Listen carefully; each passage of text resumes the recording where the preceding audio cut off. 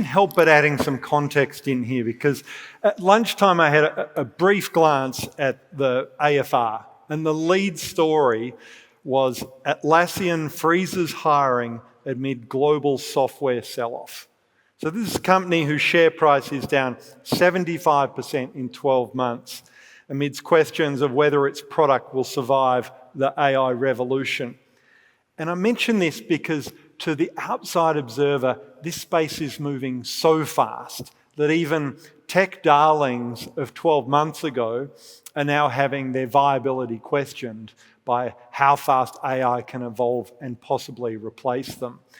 So with my head spinning around that concept, Emma, can I ask you to give you the unenviable task of outlining really your view of how AI has evolved in the last 12 months since we met at Evoke Ag 2025?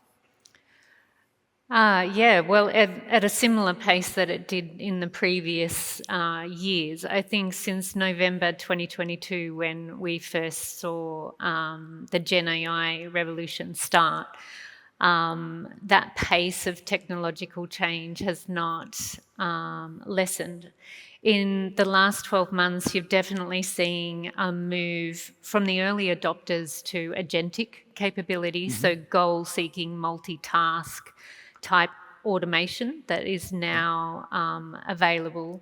You've obviously got more and more specialization. Like Oven was a fantastic example of where you're building on the foundations of those initial large language models and then grounding them or training them in a specific domain so that it can be more contextual. Yep.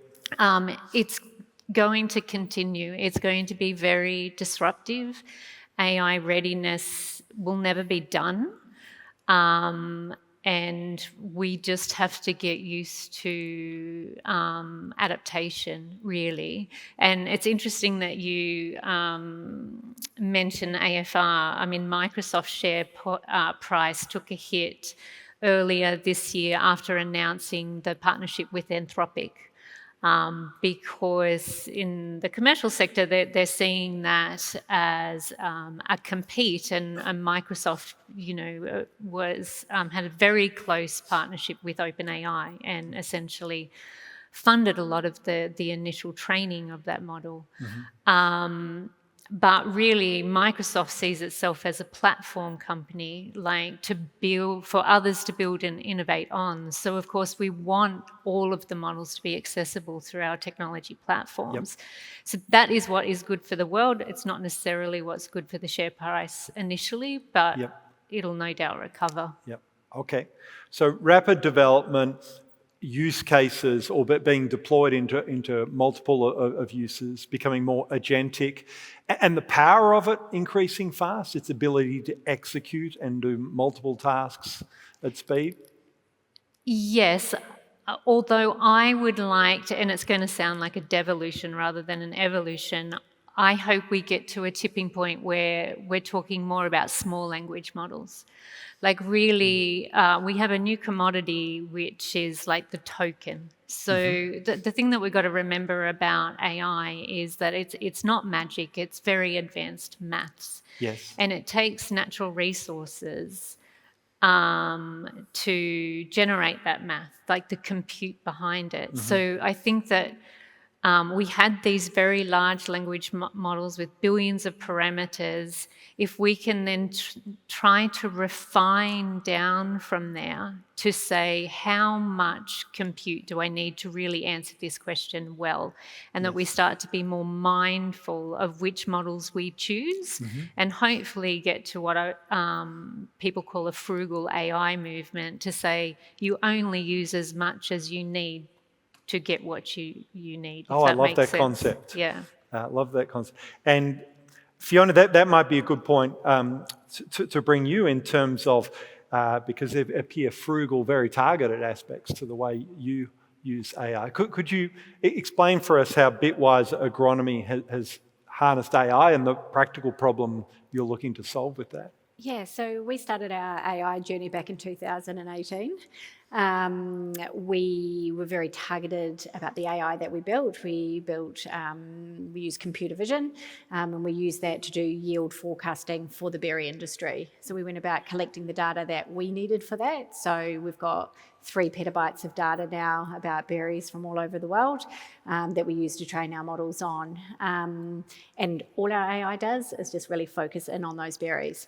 And then now over time, as we have done our initial forecasting tools, the outputs from those tools we are then using to train other AI like large language models to, have conversational AI or models to do sugar and bricks readings. But we collect the data ourselves first, train it on that, and tend to build from scratch.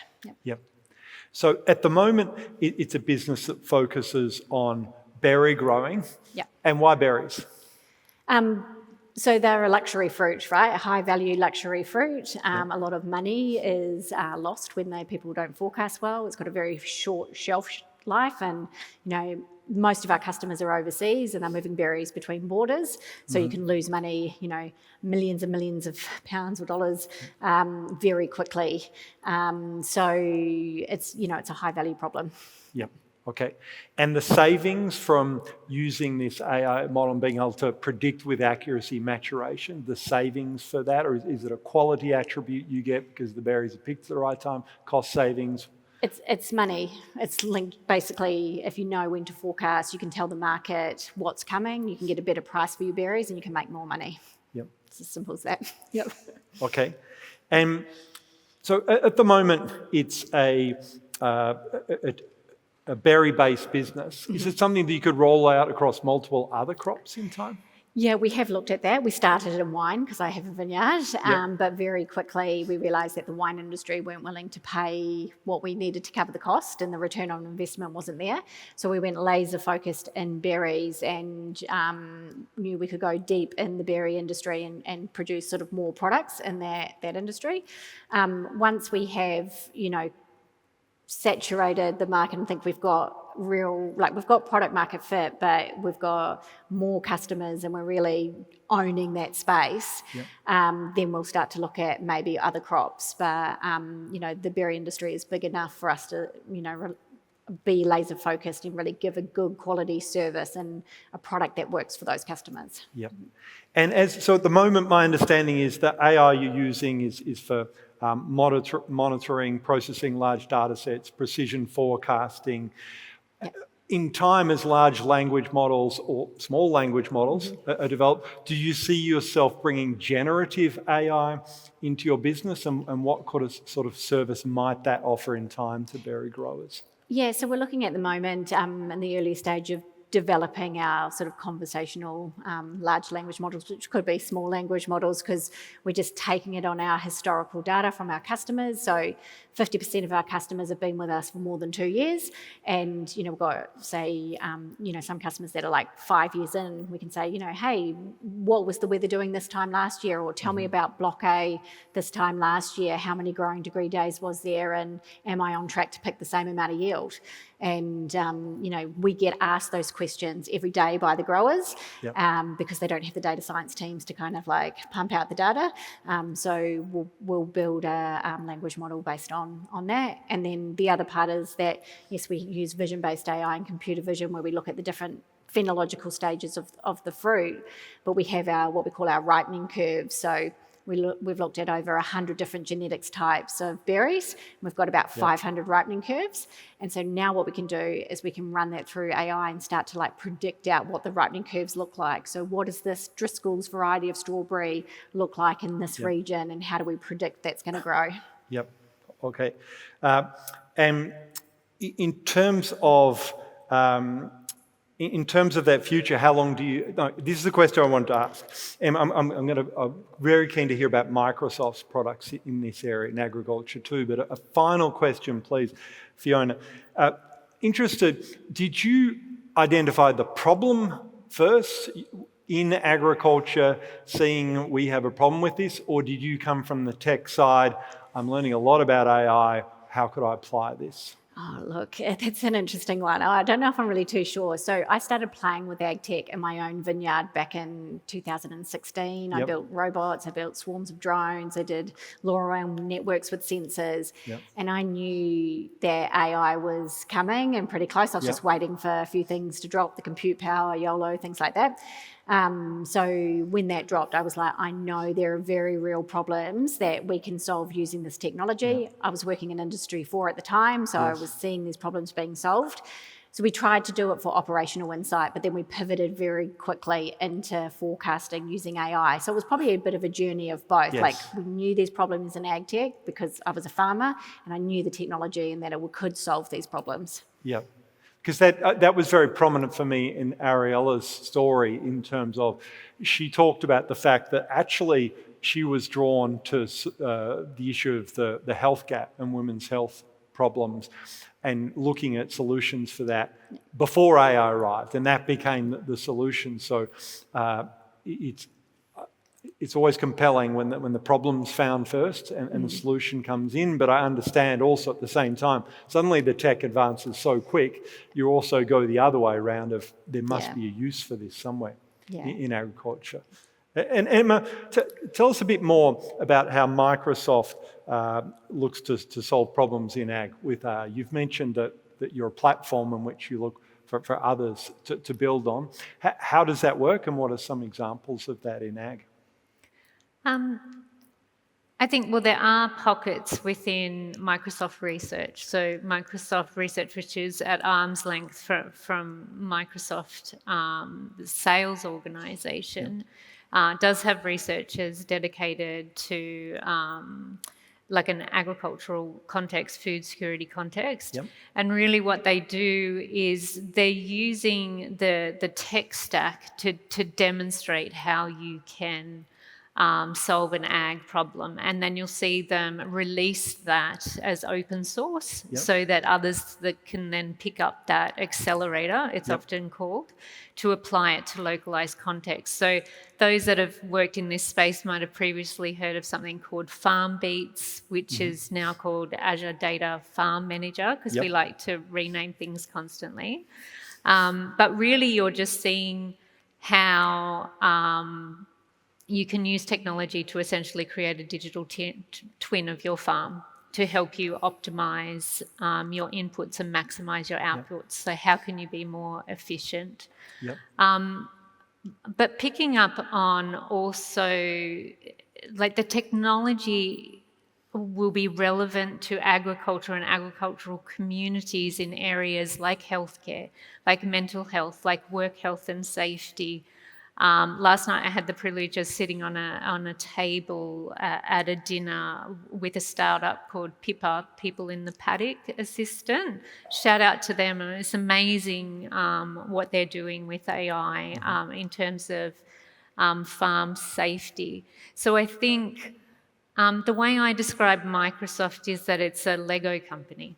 Like, it has the tools and the technologies for those to innovate on. Obviously, they're also a software company. Yes. So you have your productivity suite. So often people associate with Microsoft Copilot, like M365 Copilot. That's where you're seeing them take generative AI capability and infuse it into a tech stack for then others to consume. The area of the business where I concentrate, it's working with people on an applied problem using the broader platform. Okay. Yeah, so I think in terms of examples, none come to mind in particular to Australia, but there was a lot of coverage late last year, I think, on a collective in India where they're able to use precision agriculture. They've got connectivity through their mobile devices, so we're able to provide, like, a collective came together to harness, like, each obviously small landholder was not going to be able to access this technology on their own. They didn't have the know-how, the skills or the resources. but through a collective, they were able to develop a localized solution for them, and they've been able to increase their productivity within a 12 months because they can access that technology now. Okay. We've heard from the builders of the AI systems, and we're keen to kick off the panel with that background, so thank you very much. Now, moving to part 2 of the panel, we wanted to ground this in the paddock with those who deploy AI on farm or would like to do so. Early this year, we put the call out to producers across Australia who actively engage with AI and asked for people who are not just curious but experimented, were testing AI, questioning it. Benjamin Rankin and Terry Antonio put their hands up. Terry farms in Salmon Gums, Western Australia, a mixed broadacre and merino enterprise operating in one of the most climate variable regions in the country. He's been integrating robotics, precision ag, remote sensing and emerging AI to build efficiency and resilience on farm. Benjamin Rankin is a sugarcane and peanut grower with a background in mechanical engineering. He brings a systems mindset to agriculture, is expanding into coffee production, and is deeply involved in shaping industry standards. These are the operators. Please welcome them to the stage. Thanks, gentlemen.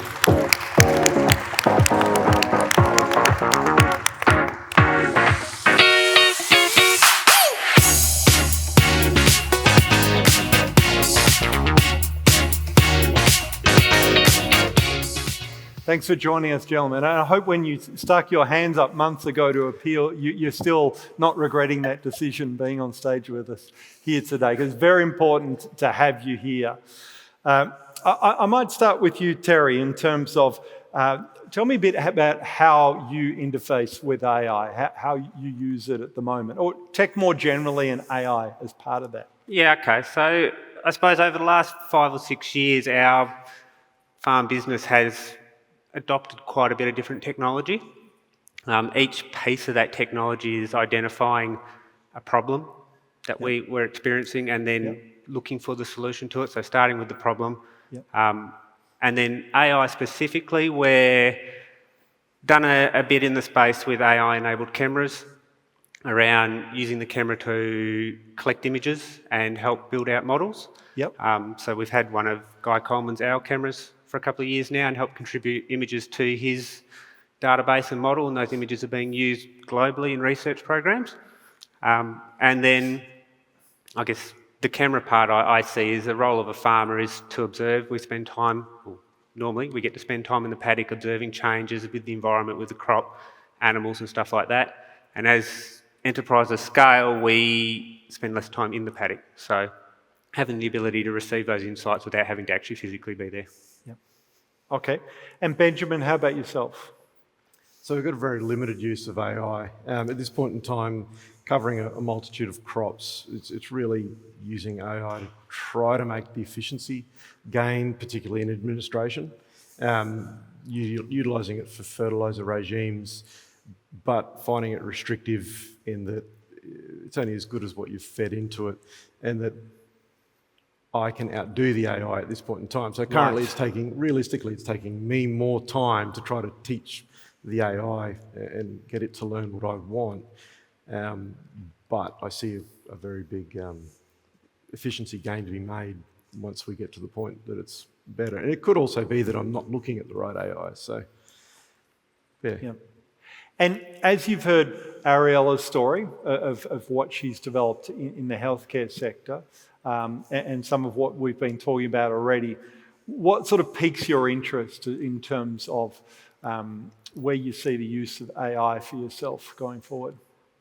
Look, I really see AI is going to increase our efficiency in the paddock. It's going to decrease the amount of time I need to get data to make decisions. It's all going to also, once you've got those data sets, I'd like to think that it's going to be able to allow me to, or provide me with an assistant that's going to advise me on things that I can't see that are going to be coming up. That there's an issue in the paddock, or there's a pest in this area that I'm not going to see it because I'm not out in the paddock, that if I didn't have it, I'd have to be there. Yep. And the only thing that I have control over is the use of my time. We run a family-owned business, so I don't have much of that either. The other thing at the moment you've probably got control over is the use of your data. You'd be happy sharing your data in order to make use of systems like this? Yeah, this comes up a lot, and I have no reservations about having my data open. There's nothing there with my data that anyone can control me or take control of my situation. The only real data issues I have are access codes and things like that. But in terms of my crop data, I'm more than open that if Terry turns around and wants to become, let's say, a coffee farmer like I'm moving into, if I can create a data set, and that data set's also from another farmer, we've got a combined data set, it starts to become real. You can start to validate that data. And yeah, let's provide it to other people that want to come in the industry. I see the same across all industries. So I have no reservation to provide that data. I have no reservation to protect that data. The only data I said is to protect is access to my financials, access to where I am. But in terms of farming data, no, I have no reservations. How about you, Terry? Yeah, so again, quite open with sharing data. I probably believe individual farm data is valuable to us in our business, but on a broader scale, it doesn't hold a lot of value. It's not until it gets conglomerated with other growers. And potentially around the privacy piece with that is de-identifying the data and classifying it to soil type or something like that. But yeah, like the data set, as it gets bigger, it gets value and you can gain greater insights out of it. Is that common in your experience also, Fiona? Is it people are pretty comfortable sharing their data with you in the berry industry? Yeah, I mean, we work with the biggest growers in the world and they have no problem sharing the data with us. When we create our ripening curves, it's normally on farms that might not be of that grower or from data from all of the different farms, but everyone's benefiting in it. And as an industry, they're stronger with that together, and obviously we don't share individual data with other farms and things like that, but to build a system that gives them a really good forecast and they know what they're going to pick, it's worth sharing that data with us.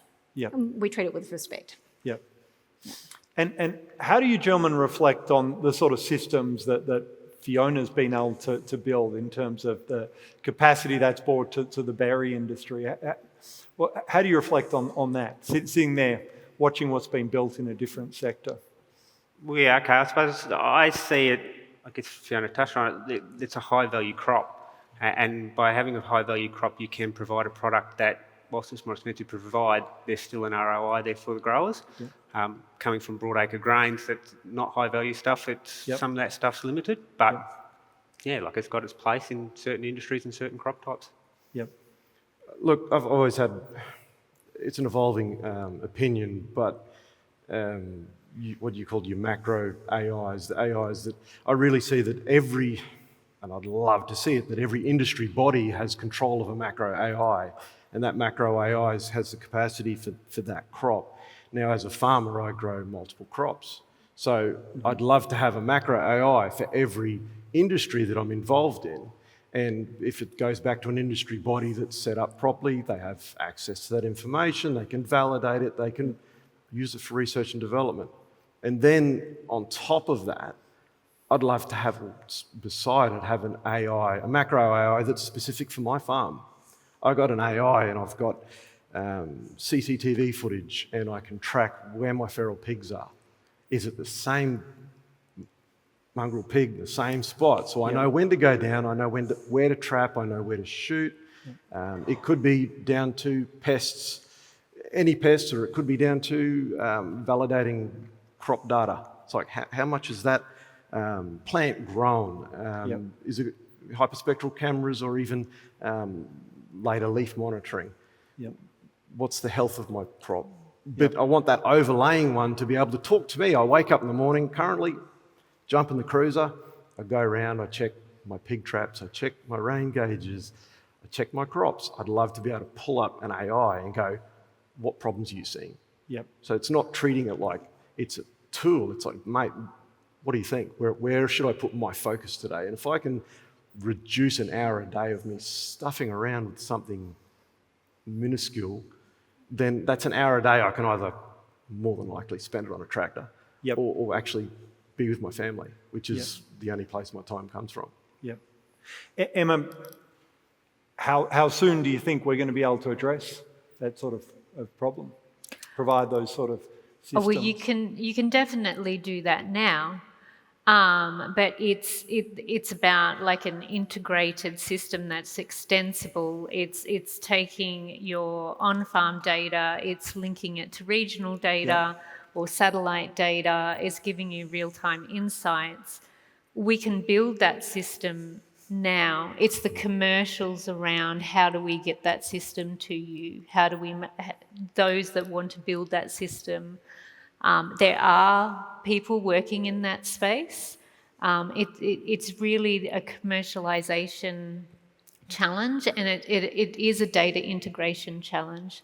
How can we keep the domain specificity that's necessary and adds value, but not lock that data in silos and have it not discoverable by those that want to solve that problem, if that makes sense. Yes. So there is a balance to be had there, but these are very solvable problems, but we're not obviously providing the solution to you yet. But it's not a technology problem, it's a commercialization people process problem, because you could have that capability 3 years ago with a conversational overlay. Yeah. I think it's a collaboration thing as well. So like we collaborate with a robotics company in the UK. They do UVC treatment at night on the strawberries. They tried to build their own forecasting AI and they were like, this is too hard. So we actually take that AI and run it through our system and localise the forecast, and we collaborate together because the robot's already out there doing other stuff. And so it's like finding those collaborations with like-minded, like-valued companies that are willing to share their data for the good of the farmers, to then be able to, have this dream. And there's a real push from the farmers that we work with. They don't want to work with ag techs that lock the data down and say, no, you can't have the results of this, or you can't have the outputs of this. They want us all to collaborate. And so, when that collaboration happens, we get closer and closer to that dream. So the problem is too there that I see, and this is one of my bugbears, is that all costs money. We are a family-owned business. Yep. The amount of effort and cost it is to put into an AI, I can get my ass off it and walk into a paddock and get into it. There's also then the fact that there's a lot of technology out there, just simple facts, and it's getting the data. That if we don't have, my favourite saying, and people get sick of it me saying, is without the data, you're just a whinging farmer. And that's straight out true. I walk into any, Terry, more than likely to be the same, walk into any organisational association, whether it be sugarcane, peanuts, corn, coffee, not so much. I don't make a dent in the average age of the person in there. And you go to them, where's your data? Oh, mate, I know, she'll be right. Where's the data? Yep. There is no data. Yep. So as you move into coffee production, have you started planting already, or this is the next phase for you? Next phase is planting next for me. Phase. Yep. So as you start afresh with a new crop, will data be a priority for you, to recognising that data is key? You're starting something new. Will you have an eye on deploying AI, other technology? You need to collect data from day one as much as possible? No, I can't afford that. I need to be able to put that in the...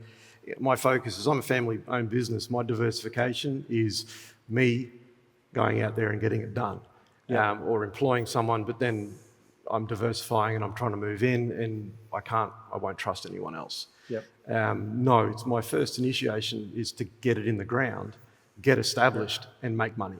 If I can't make money, if I can't be profitable, I can't afford to go and look at the AI. I mean, coffee, for example, AgriFutures, very thankfully, they're putting $2.5 million into the coffee industry over the next 5 years. Now, we sat in a conference working out priorities, and I brought up AI, and we looked at what data set we had and what it would take to get that data set. And kudos to Fiona, the data sets they've got, it consumed the complete budget. Yep. So it's not going to happen. Yep. It's simple as that. Okay.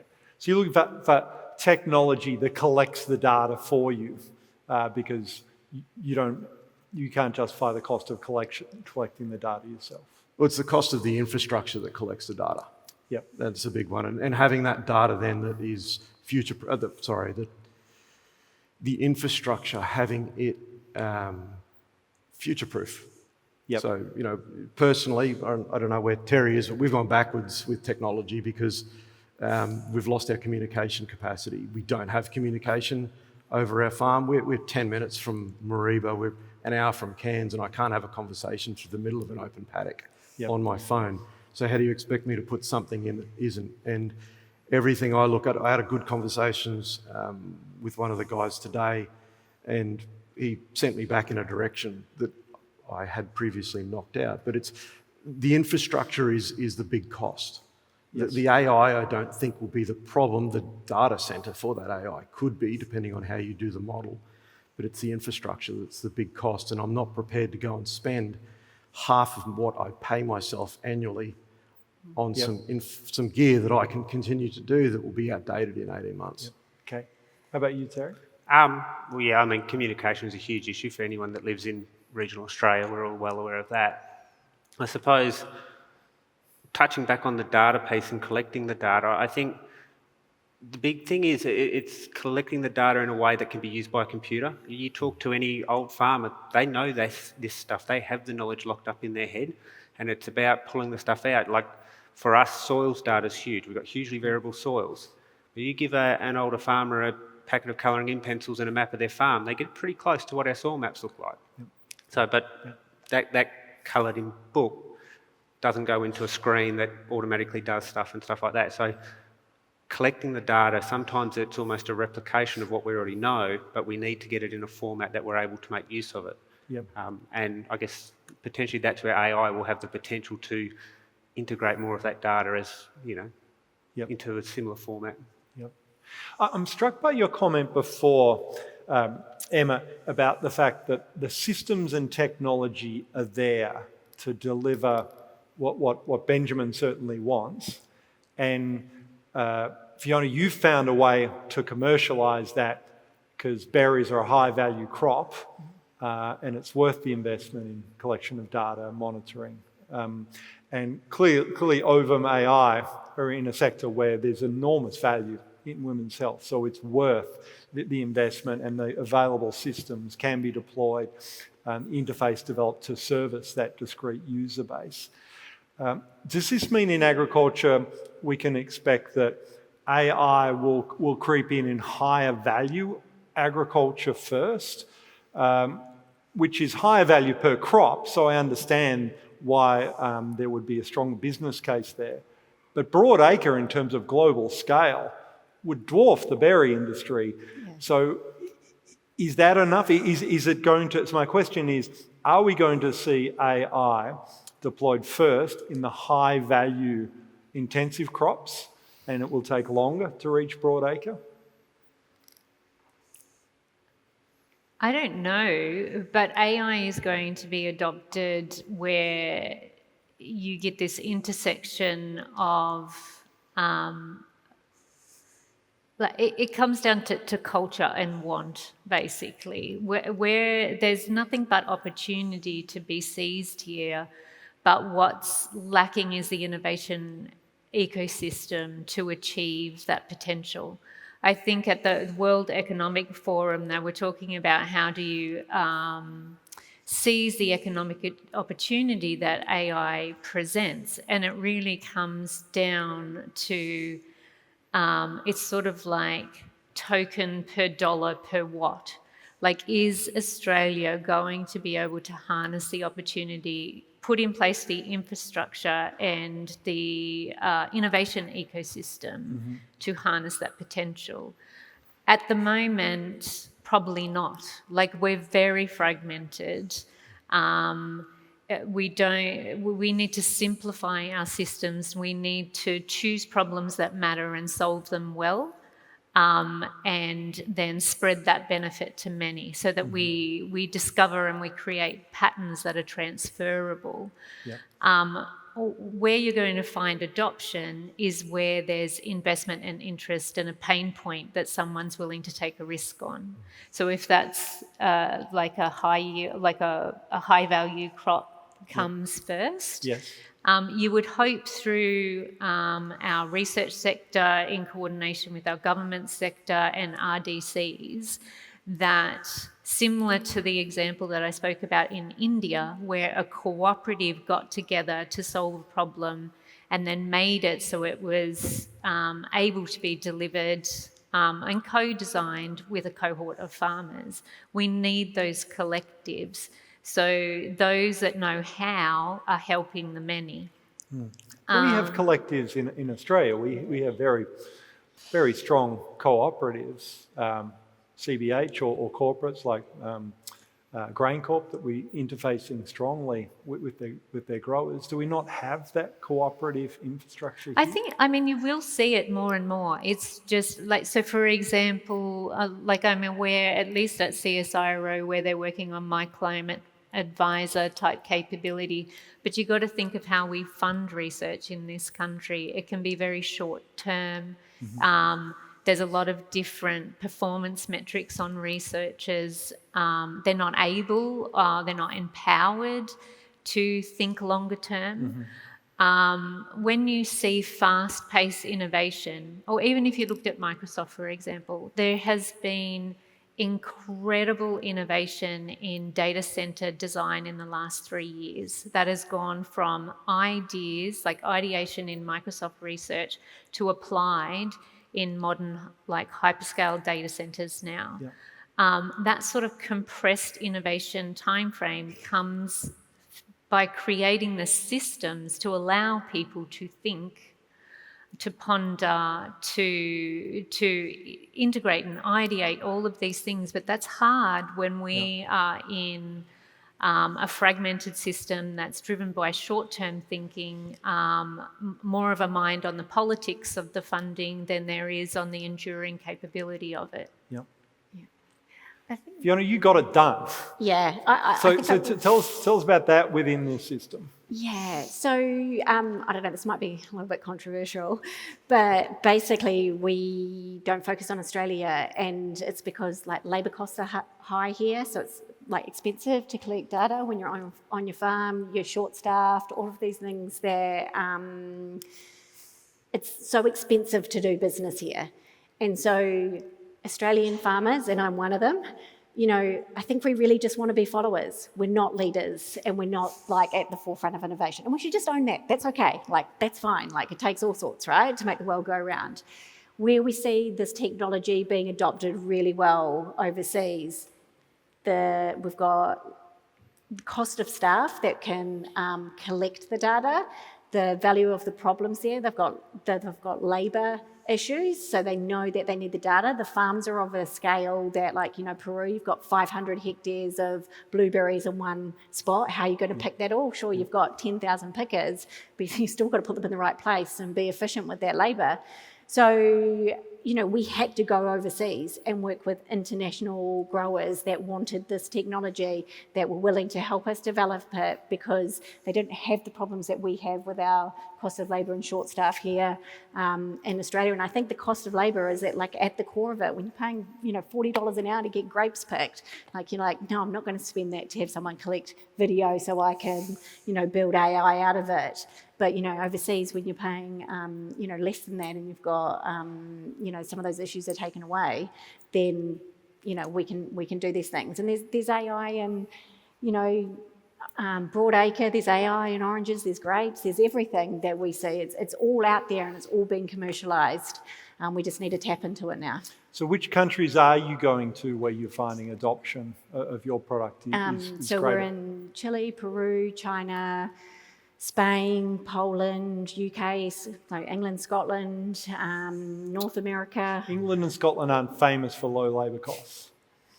No, but they have very high value berries, and they have a lot of consumptions, and those businesses import and export berries across borders, and they're working with growers in Morocco and Spain and things like that. So it's they make more money by using AI to get the price right for their berries. Yeah. Right. Yeah. Okay. So it helps to have scale to find deployment for as in you do more work with higher value, larger berry operations. All sizes, basically. So, our smallest is about 15 hectares. Our largest, have thousands of hectares. Yep. Right. Okay. Gentlemen, would you like to push back on the idea of lack of innovative farmers in Australian agriculture? I don't think they're not innovative. I just think they want to be followers. It needs to be tried and want to tested, be so followers. it doesn't cost as much. We lack entrepreneurial, risk-taking, Yeah, cutting-edge I guess, farmers. Yeah, there's probably plenty of farmers that would disagree with that. Where I'm from, the Esperance Port Zone is historically very innovative. In terms of country, like it's only been cleared for 2 now, maybe 3 generations, so there isn't the baked-in traditions inside family businesses, so people are still very innovative and constantly looking at ways of doing it. And they farm beach sand there, so they have to work out how to grow crops and that kind of stuff. So there's plenty of people there that are pushing the limits and trying, and quite often it's them doing it themselves, going out and reaching out and tapping guys on the shoulder at events like this, saying, I want to help, let me have a go. Yep. And don't get me wrong, we're innovating in terms of we as farmers, but come on, how much can we keep up with? I mean, our operations, we've utilised RTK GPS for 30 years, but now we've got to upgrade, and we're doing that.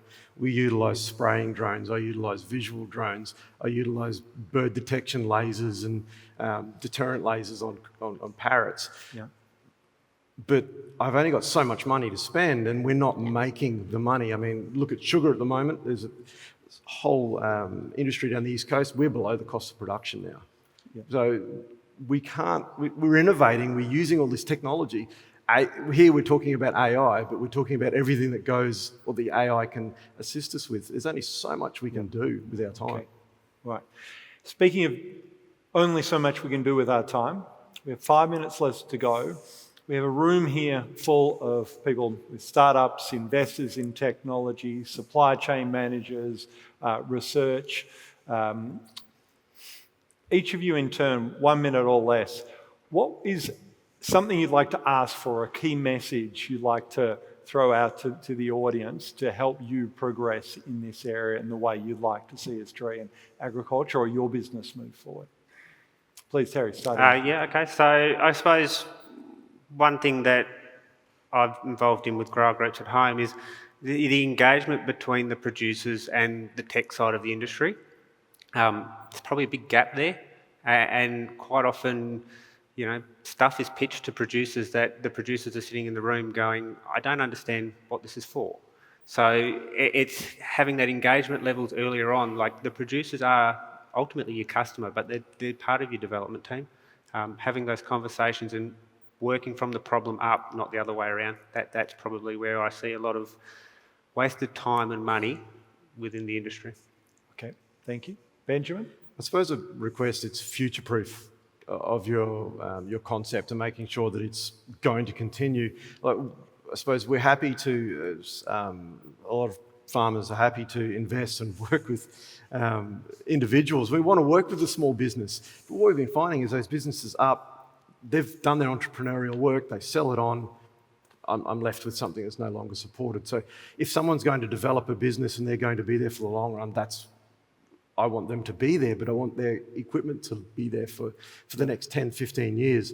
If that happens, if it doesn't break after 2 years, then I'll continue to engage that person and use their services, but it has to be of value. Yep. So. Fiona?